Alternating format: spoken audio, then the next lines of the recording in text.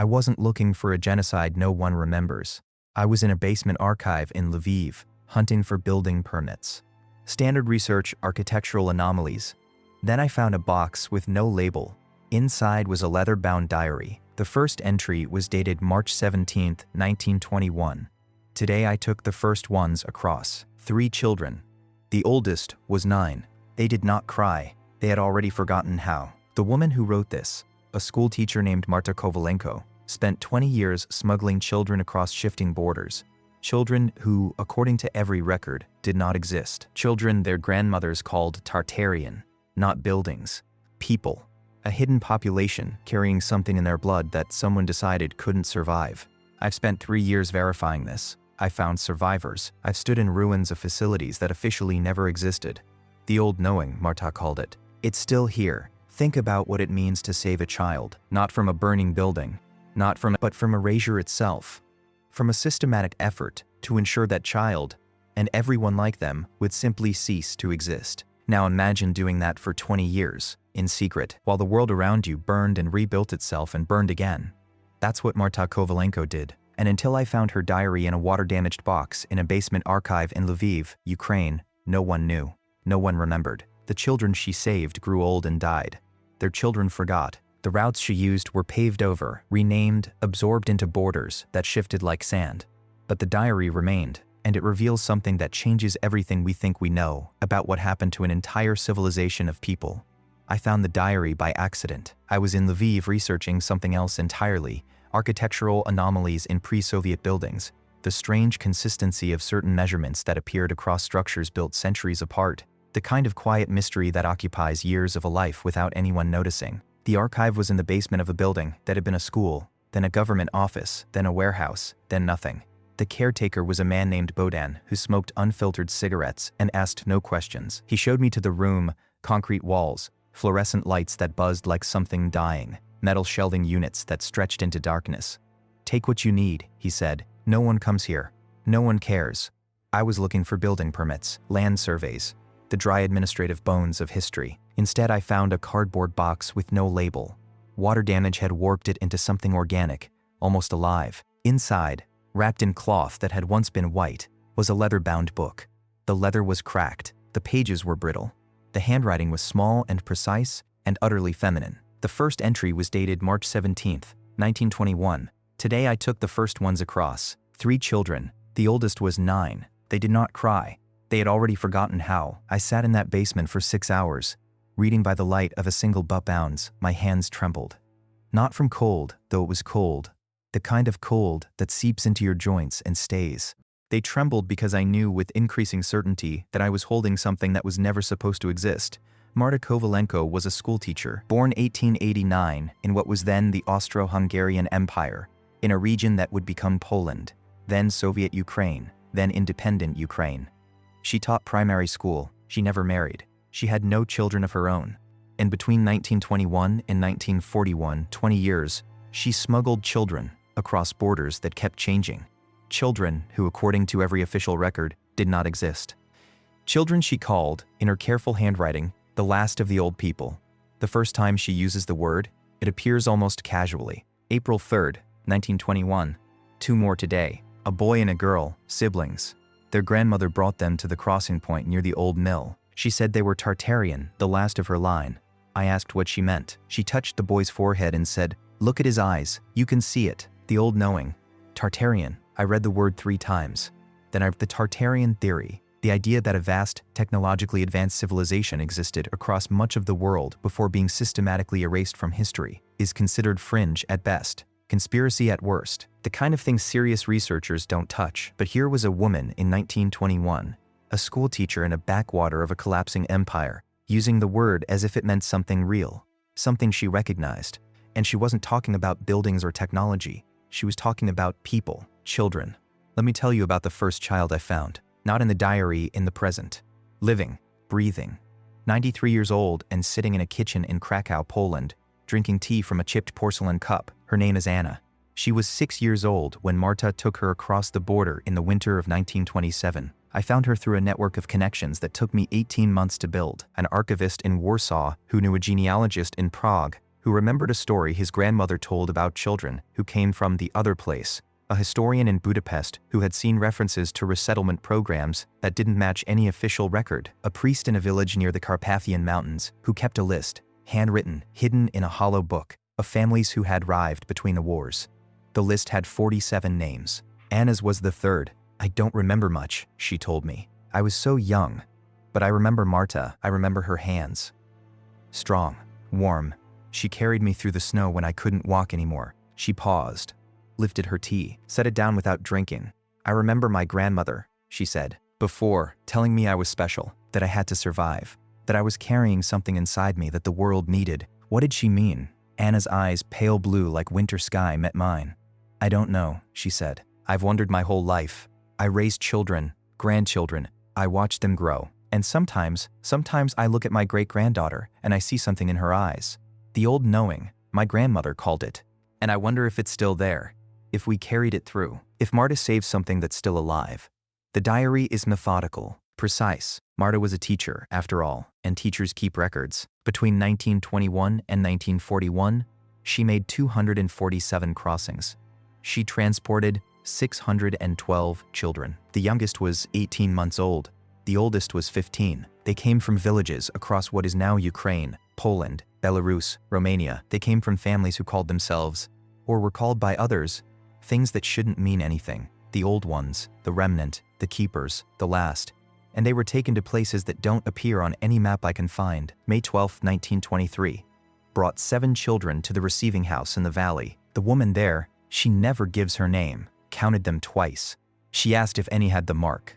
I said I didn't know what she meant. She lifted the youngest girl's hair and showed me a small birthmark behind her left ear. 3 circles, interlocked. Good, she said. This one remembers. I spent 3 weeks looking for that birthmark, not on a child, on anyone. In medical records, in photographs, in the memories of the descendants I slowly, painstakingly tracked down. I found it in a nursing home in Bratislava. An 89-year-old man named Pavel. He didn't remember Marta. He was too young when she transported him, just 3 years old.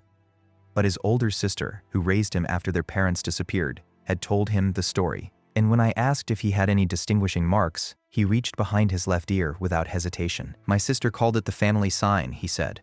She had one too. Our mother, our grandmother, everyone. 3 interlocked circles. Faded with age but unmistakable. Do you know what it means? I asked. He shook his head slowly. My sister said it meant we were different. That we came from somewhere else. Somewhere that doesn't exist anymore. The diary changes in 1932. Something happens. Marta's handwriting, always precise, becomes hurried. The entries grow shorter, more urgent. August 14th, 1930. 2. They are hunting them now. Not just displacing, hunting. I found the Kowalski family burned out. No survivors. The children had been taken 3 days before I arrived. Where? No one knows. No one will say. August 19th, 1932. Met with Kay. She says the systematic collection has begun. Not just here, everywhere. She has heard reports from Germany, Russia, Romania, the same pattern. The old families identified. The children taken.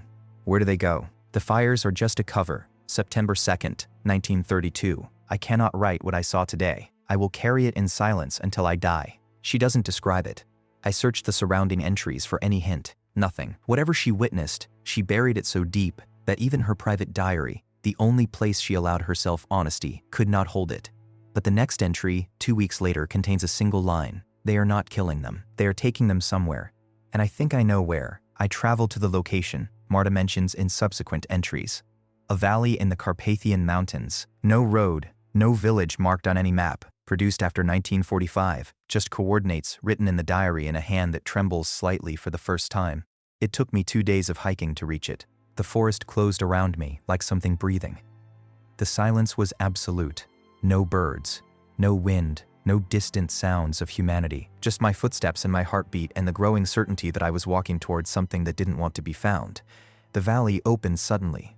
One moment you're in dense trees, and the next you're standing at the edge of a clearing that drops away into a bowl of land perhaps a kilometer across.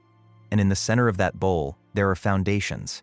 Not old foundations, not ancient ruins. Foundations that show signs of deliberate destruction. Concrete broken with what looks like explosive force. Metal twisted and bent. And everywhere, The same 3 interlocked circles, carved into stones that had been shattered but not removed.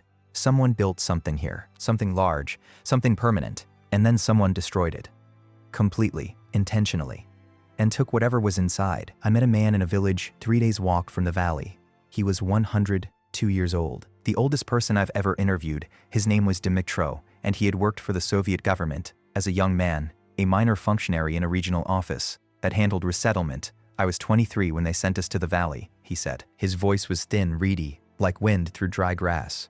We were told there was a camp there, a camp for mills. He paused, searching for words, indissoluble elements. We were told to process the closure. What did you find? He was quiet for a long time. Outside, rain began to fall. Nothing, he finally said. Nothing in everything. The buildings were the records burned. But there were. He stopped. His hands, spotted with age, gripped the arms of his chair. There were toys, he whispered. Children's toys, hundreds of them, scattered in the rubble. Dolls, wooden horses, a bear carved from a single piece of birch. He looked at me, and in his eyes I saw something that had waited 80 years to be spoken. There were no bodies, no graves, no records of who had been there or where they went, just the toys, as if the children had simply, he couldn't finish, vanished, I said. He nodded. The diary stops abruptly on June 11, 1941, the last entry. They have found the route. I must move the remaining children tonight. 11 of them. The youngest is 4. I have heard of a convent in the mountains where the sisters will take them. I have heard of a family network in Hungary. I have heard of a ship leaving Constanza for somewhere the hunters cannot follow. I do not know if I will write again. If I do not know this, I saved what I could. The old people are not gone. They are hidden. They are waiting. And someday, when the world is ready, they will remember who they were. The children carry it in their blood, in their bones, in the shape behind their eyes. I have seen it, the old knowing, and it cannot be destroyed. Marta Kovalenko disappears from history on that date. No death record, no grave, no mention in any Soviet archive I've been able to access. She simply ceases to exist, as if she had never been. But her children, the 612 she smuggled across borders that kept changing, into lives that erased their origins, some of them survived. I found 43, directly, through years of searching, through the priest's list, through genealogical records that shouldn't connect but do, through the memories of families who kept secrets without knowing what they were keeping. They're scattered now. Poland, Hungary, Romania, Canada, Australia, Argentina, Israel, the United States. Descendants of children who arrived with nothing, no papers, no histories, no explanations, and built lives in the silence. And some of them have the mark, the 3 interlocked circles behind the left ear, and some of them have children who have it too. I went back to Anna in Krakow. She had agreed to let me photograph the back of her ear. She'd never looked, never thought to look, but her sister, who died in 1987, had told her once that she had the family mark. Her hands trembled as she pulled back her white hair. The mark was there, faded almost to invisibility. But there, 3 circles interlocked. My great-granddaughter, Anna said quietly. She's 17. She's different. She sees things, knows things. Her mother worries. But I look at her and I see, she stopped. What do you see? I asked. I see what Marta saw, she said. I see what my grandmother saw. The old, still there. After everything. I've spent 3 years on this investigation. I've traveled to 17 countries. I've read thousands of pages of documents, testimonies, records. I've sat with survivors and descendants and archivists and priests and historians who looked at me like I was losing my mind, and I still don't know the answer to the central question. Where did the children come from? Not geographically. I know that. I have Marta's meticulous records, the villages and towns and valleys from which they were collected. I have maps showing the distribution, scattered across a vast territory that doesn't match any ethnic group, any language family, any migration pattern that historians recognize. I mean, who were they? Marta called them the old people. The grandmothers who brought them to her called them to Tartarian. The Soviet official who processed the destroyed camp used the phrase undesirable elements and then couldn't explain what made them undesirable. And every single survivor I've spoken to, every single one, has described the same thing. The sense, from earliest childhood, of being different, of seeing something others couldn't see, of knowing something others had forgotten. The old knowing. I want to tell you about the documents I found in Berlin. A private collection held by the estate of a man who had worked in a department that officially didn't exist. His granddaughter was cleaning out his papers after his death. She found a folder she couldn't explain and contacted a historian she trusted. That historian contacted another. Eventually, the folder reached me. It contained 17 pages. typewritten, dated 1937. The heading read, Tartarian Bloodline Identification and Extraction Protocols. I read it twice before my hands stopped shaking. The document described, in clinical, bureaucratic language, a systematic program to identify individuals carrying what it called ancestral markers associated with the previous civilization. It listed physical characteristics, unusual eye coloration, specific birthmarks, skeletal measurements that deviated from normal European parameters, pattern recognition abilities that exceeded standard testing, perception anomalies that suggested access to suppressed historical knowledge, and it detailed procedures for extraction, not deportation, not resettlement. Extraction. Subjects are to be transported to designated processing facilities. All documentation of origin is to be destroyed. Subjects under age 16 are priority 1. Adult subjects are priority 2. Elderly subjects are to be processed on site. Processed. I stared at that word for a long time. The document was never officially adopted. The historian who first examined it believes it was a proposal that circulated between certain departments in the mid-1930s, seeking approval for implementation. Whether it was ever implemented, and by whom, remains unclear. But the timing aligns. Marta's diary shows a dramatic increase in urgency beginning in 1932. The destroyed camp in the Carpathians was operational between 1934 and 1941, and similar facilities destroyed with similar thoroughness, leaving similar evidence of children's presence and similar absence of records, have been identified in 5 other locations across Eastern and Central Europe. Someone was collecting them, someone was bringing them somewhere, and then someone destroyed the facilities and burned the records and ensured that whatever happened inside would never be officially known. I spoke to a geneticist in London. She had analyzed DNA samples from 7 of the descendants I'd identified, people who agreed, with varying degrees of skepticism, to participate in what they mostly viewed as the eccentric historical project. I found something unusual, she said. We were sitting in her office, surrounded by equipment I couldn't name. Her voice was careful, measured. There's a genetic marker, common to all 7 samples, not associated with any known ethnic group or geographic origin. What does it mean? She was quiet for a long moment. It means they share ancestry, she said. Deep ancestry. The marker is ancient, much older than the regional populations these individuals came from. It's as if, she stopped, gathered herself. It's as if they belong to a population that predates the conventional migration patterns of Eastern Europe. A population that should have been absorbed into surrounding groups thousands of years ago, but wasn't. A population that maintained genetic isolation while living among other peoples for millennia. How is that possible? I don't know, she said. Genetically, it shouldn't be, but the data doesn't lie. Think about what that means. A population, living for thousands of years within other populations, but maintaining genetic distinctiveness, keeping to themselves, marrying within the community, passing down knowledge and biology that remains separate from the cultures surrounding them, hidden in plain sight, until someone noticed, until someone decided they couldn't be allowed to continue, until someone launched a systematic program to identify them, extract them, and go. That's the question I cannot answer. The camps were destroyed, the children vanished, the records burned. Whatever was happening in those facilities, whatever the purpose of the extraction, whatever became of the thousands of individuals who were brought there, it was erased with a thoroughness that suggests not just cover-up but complete obliteration. As if someone wanted to ensure that no one would ever know what happened, and almost succeeded. Marta saved 612 children. I found descendants of 43. That means the biological legacy, whatever it is, whatever it means, continues in at least 43 family lines scattered across the globe. Families that don't know each other. Families that don't know what they carry. Families that have integrated into a dozen different cultures and lost all memory of where they came from.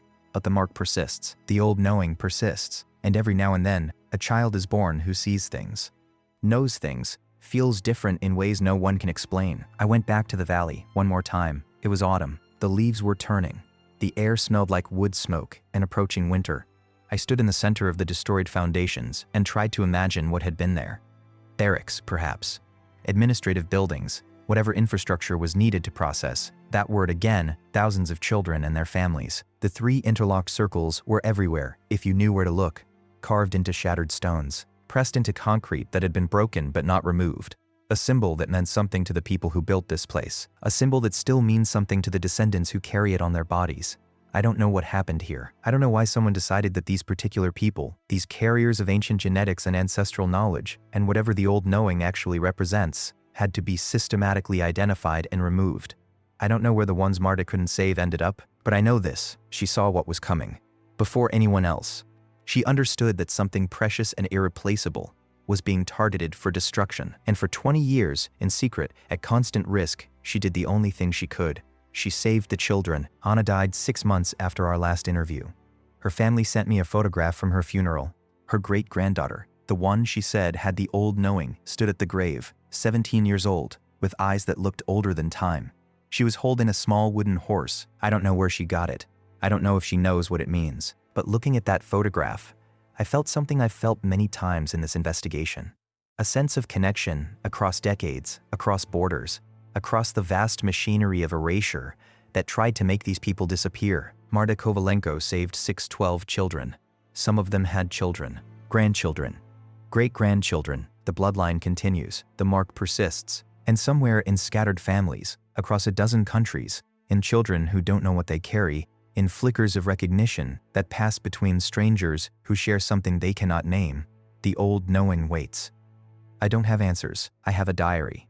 I have fragments. I have 43 family lines and a genetic marker that shouldn't exist, and a destroyed camp in a valley that officially never contained anything. I have the testimony of survivors who are dying now, one by one, taking their memories into silence. I have a symbol, 3 interlocked circles, that appears in places it shouldn't, marking people who don't know they're marked. And I have questions. Who were the old people? What did they know that made them dangerous? Why did someone spend decades hunting them? What happened to the ones who were taken? And the most important question of all, what would we remember? If we could. Marta wrote in her last entry that the children carry it in their blood, in their bones, in the shape behind their eyes. I've looked into those eyes.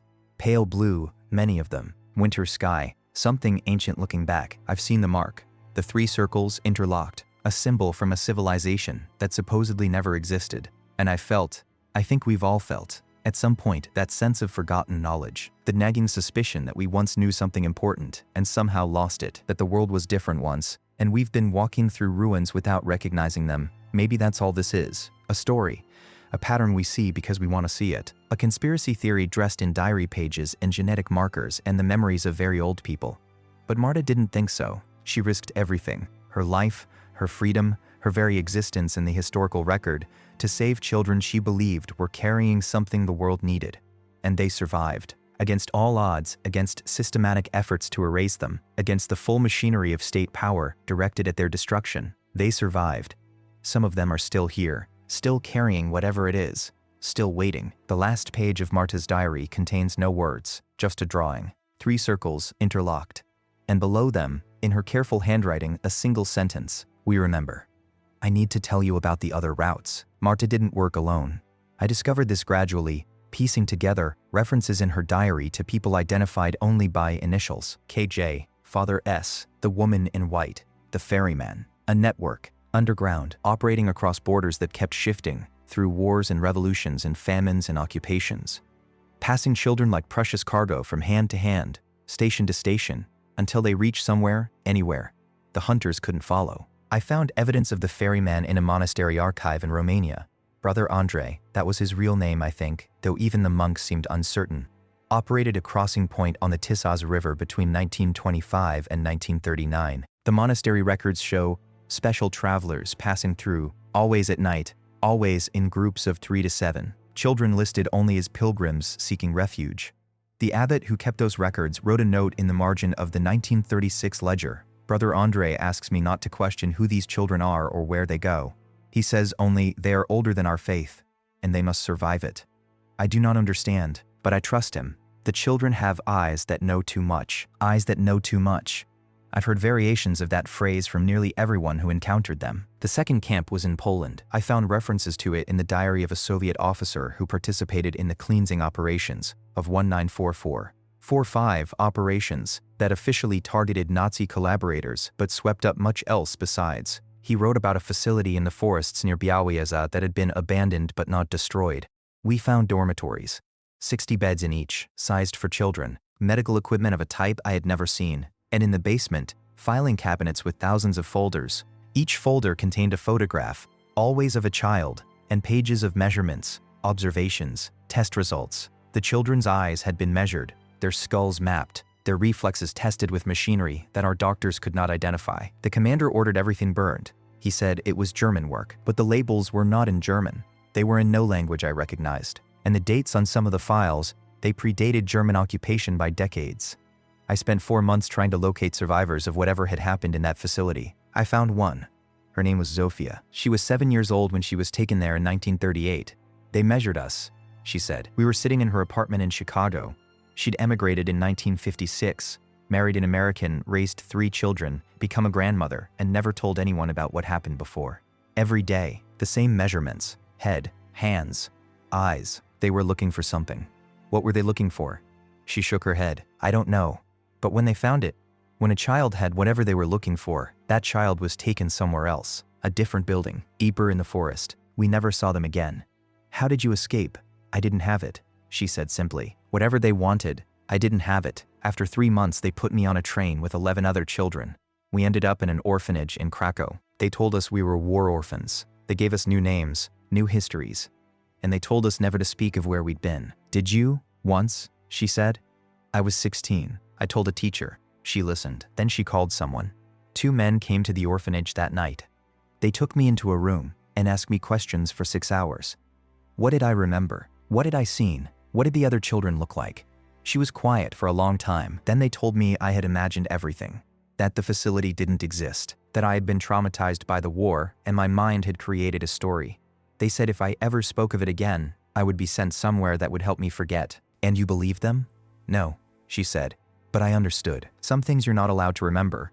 The measurements kept appearing, in Marta's diary, in the testimony of survivors, in fragments of documents that surfaced in archives from Berlin to Moscow, to unnamed collections in private hands.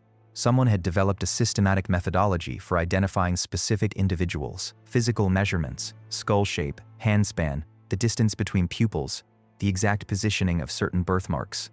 Cognitive tests, pattern recognition, spatial reasoning, something called temporal perception, that I couldn't find defined anywhere. And blood, always blood. October 14th, 1934, Marta wrote, says they are testing the blood now, looking for markers. She does not know what markers, but the children who test positive are taken immediately. The others are held for observation. What were they looking for? The geneticist in London couldn't answer that question. The marker she'd found was unusual, yes. Ancient, yes. But she couldn't identify what trait or ability it might encode. Genetics doesn't work that way, she said. A marker is just a variation. It doesn't necessarily code for anything functional. It could be neutral, a remnant of ancient ancestry that persists through genetic dry feet. But someone thought it mattered, I said. Someone built facilities to test for it. Someone took children who had it. She was quiet. Yes, she finally said. Someone did. I found the 3rd camp in Belarus. Or rather, I found what was left of it. A foundation, barely visible, in a forest that had been planted over the site sometime in the 1950s. The trees were uniform, artificial, a grid of identical pines that nature would never produce. An old man in a nearby village remembered. They brought them at night, he said. His name was Victor. He was 87. He'd been a child himself when the facility operated. Trucks with covered beds. We could hear the children crying. My mother wouldn't let me go near the road on those nights. How long did it operate? I don't know. I was young, but I remember when they Lafitte 1941. Before the Germans came, they burned everything. The smoke rose for 3 days. My father said they were burning secrets. Did anyone survive? Victor looked at me for a long moment. Once, he said, I found a child in our barn. A girl, maybe 8 years old. She had escaped somehow. My mother hid her for 2 weeks, fed her, kept her warm. Then men came asking questions, and my mother gave them money she didn't have. And the girl was taken in the night to someone who could get her across the border. Where? West, he said. That's all my mother knew. West, where the hunters hadn't reached yet. What happened to her?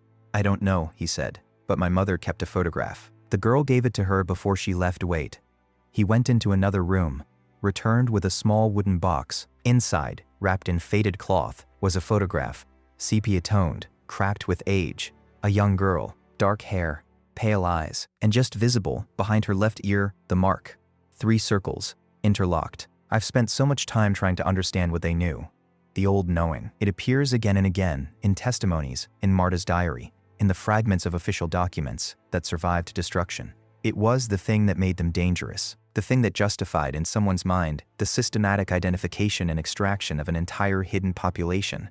But what was it? A survivor in Argentina, a man named Diego, whose grandmother had been smuggled out through Marta's network in 1933, told me about his childhood. I knew things, he said, before they happened. Not predictions, not prophecy. Just, I would see a person and know where they had been. What had happened to them. I would look at a building and know it had been something else once. Something older. How did you know? I don't know how to explain it. It was like remembering, but remembering things I had never seen. Things no one had told me. My grandmother understood. She said it ran in the blood. She said our family had always known, and that's why we had to hide. Hide from whom? The ones who want to forget, he said. That's what she called them. The ones who want the world to start over, with no memory of what came before. The fourth camp? Hungary. I found it through a document that had survived in the personal papers of a physician who had worked there. His daughter, horrified by what she discovered after his death, contacted a journalist who contacted me. The document was a patient intake form, dated 1936. Subject, female, age 9. Origin village of K, Carpathian region. Physical markers, birthmark, type 3, present behind left ear. Skull measurements, 14% deviation from standard. Pupil response, anomalous. Blood type, Tartarian positive. Tartarian positive, there it was. In black and white. An official designation, a system built. Someone had developed a test, created a protocol, turned the identification of these children into bureaucratic procedure with forms and checkboxes and filing systems. The physician's notes continued. Subject demonstrates temporal perception, consistent with Type A classification. Recommend transfer to Facility 7 for advanced evaluation. Facility 7. I've never found it. No records, no survivors, no foundations hidden under forests. Whatever Facility 7 was, whatever happened there, it was erased so completely that even the usual traces, the rumors the old men in villages who remember trucks at night, don't exist. Some erasures are thorough. I think about the children Marta couldn't save. 612 she smuggled to safety. But how many were there in total? Thousands? Tens of thousands? The diary mentions villages where all the old families were taken. The Berlin document suggests a continental-scale operation, and they operated for at least a decade. The scale is almost impossible to comprehend.